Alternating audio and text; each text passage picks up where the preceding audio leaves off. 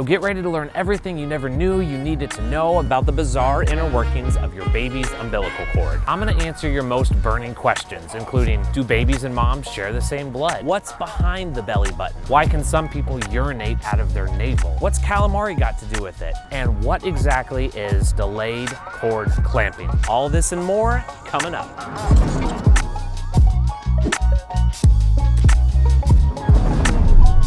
So this video is for dads or dads-to-be, biological or otherwise, who want to take an active and educated role in the birth and life of their babies. Click the like button below and subscribe to the channel for more labor and delivery advice for dads. Look, we're not doctors, but we are informed dads. The safety of the baby and the mom is the most important thing, so do your research. First things first, what is an umbilical cord? Well, the first thing that an egg does when it's fertilized is it divides into two parts, the embryo and the placenta. The umbilical cord is a flexible cord-like structure with blood vessels that connect the two, and it can grow up to 2 feet in length. So your baby floats around in amniotic fluid, devoid of oxygen. The umbilical cord is their only lifeline, which delivers oxygen and nutrients and discards waste. The cord needs to be long enough to allow the baby to move around freely and also to be able to fully vacate the womb at birth, but it also needs to be short enough to prevent the baby from getting twisted up inside. Because of how much your baby moves around in the womb, it's possible for the cord to get wrapped around their neck.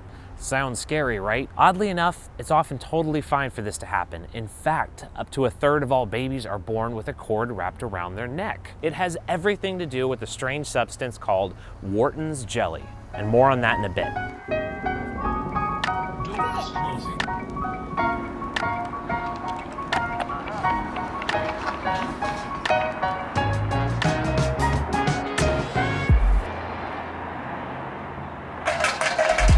So do moms and babies share the same blood?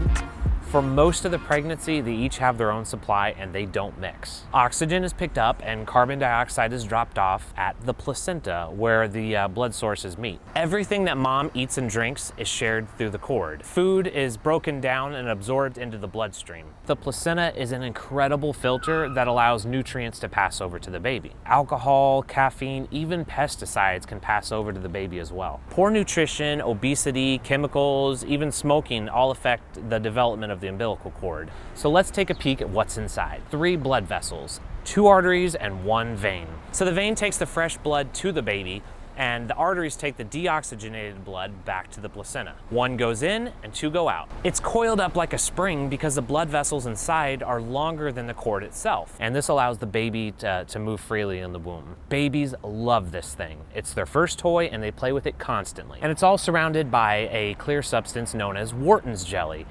This protects the blood vessels from being twisted, knotted up, crimped, and it also helps prevent the baby from choking if the cord goes around their neck. Mom's heart doesn't do the pumping for the umbilical cord.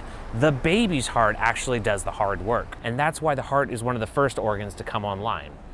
Often, before mom even realizes she's pregnant, there's already a little heart beating deep inside. So let's fast forward to your baby's birth. They'll place 2 clamps about 2 inches apart from each other on the umbilical cord. This will stop the flow of blood immediately. Are you the one with the incredible honor of cutting the cord? They'll then hand you a pair of umbilical cord scissors and you can start cutting. And it is a lot like cutting through a piece of calamari. Get yourself a great photo of you doing this and make sure you strategically place the camera so you can actually show off the photo later. Don't be squeamish because there's no nerve endings in the umbilical cord, so you're not gonna hurt the mom or the baby.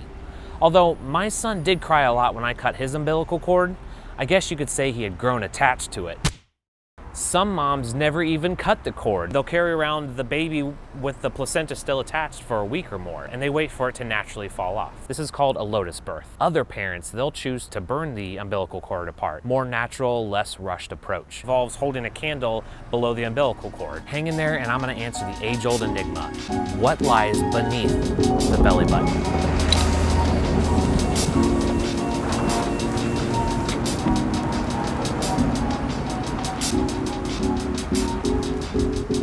The womb's been a constant 98.6 degrees, so the baby's never been cold.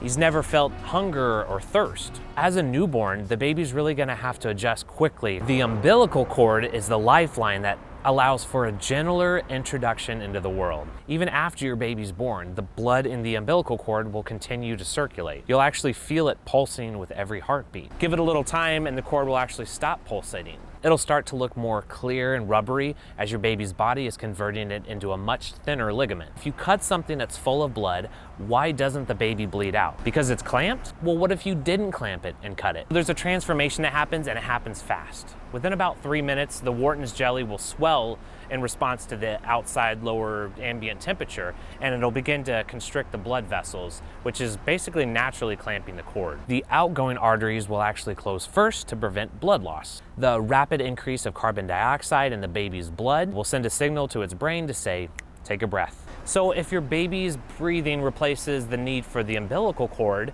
then why does the blood continue to flow? Why does it take 3 minutes or more? Well, nature has a really good reason for that. Historically, doctors would immediately clamp and cut the cord, but that practice is quickly changing. You don't have to immediately cut the cord. In fact, it's better to wait for it to stop pulsating. This is known as delayed cord clamping. Let me explain what delayed cord clamping is and why it's important.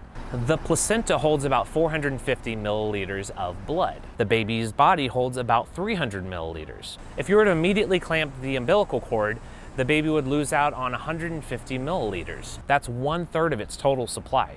The baby will still be safe without that extra amount. I mean, when I was born, it was clamped and cut immediately. But the blood that they're missing out on is not ordinary blood. It's really rich in hemoglobins, which deliver oxygen. It's crammed with iron. It's jam-packed with stem cells, which have the unique ability to repair, replace, and morph into a multitude of other cells. It is really powerful stuff. At a hospital birth, you may be swamped with ads for cord blood banking, which will store your baby's blood in case they ever need the stem cells in the future. The brochures will say it's a once-in-a-lifetime opportunity that you can do something now to save your baby's life in the future if they develop a number of diseases. But as a new parent, be prepared for a life of people trying to guilt you into doing something based on a hypothetical danger associated to your child. It's a very persuasive and pervasive technique. There's a lot that cord blood banks are not telling you. Read up on cord blood controversy in the links below. So if delayed cord clamping is important to you, then put it down in your birth plan. You don't have a birth plan? We gotcha. Check out our video all about birth plans. There's a link down below and one at the end of the video. Now, to answer the question on everybody's mind, what lies beneath the belly button? All placental mammals have belly buttons, and they're basically a scar. If you have an any belly button, then your belly button is anchored down. The more fat you accumulate on your belly, the deeper your navel will go. But if you have an outie, your belly button is not anchored down and will grow with you. So why are some people innies and some people outies? Well, it actually has nothing to do with how it was clamped and cut. That's unfortunately for genetics to decide. One of the ligaments connects to the liver and the other connects to the bladder. So using your finger, press in directly and move around your finger in your belly button. Do you feel a strange radiating sensation deep in your bladder? You're inadvertently sending a signal to your spinal cord, which also relays information from your bladder. So that's your brain confusing the two. In some babies, the vestigial artery running from the belly button to the bladder doesn't close fully and can actually leak out urine. After bringing your baby home, you'll need to take care of the little stump of umbilical cord that's left over. The remaining bit will actually dry up and fall off like a giant scab. You don't need to clean it, and in fact, in most cases, you shouldn't. You want to keep it dry. Dress your newborn in loose-fitting clothes. You want to fold the diaper over so nothing snags on the stump. Lastly, contact your provider if anything looks off. So there you have it. Everything you never knew you needed to know about umbilical cords is now known. Click the like button below and subscribe to the channel for more labor and delivery advice for dads.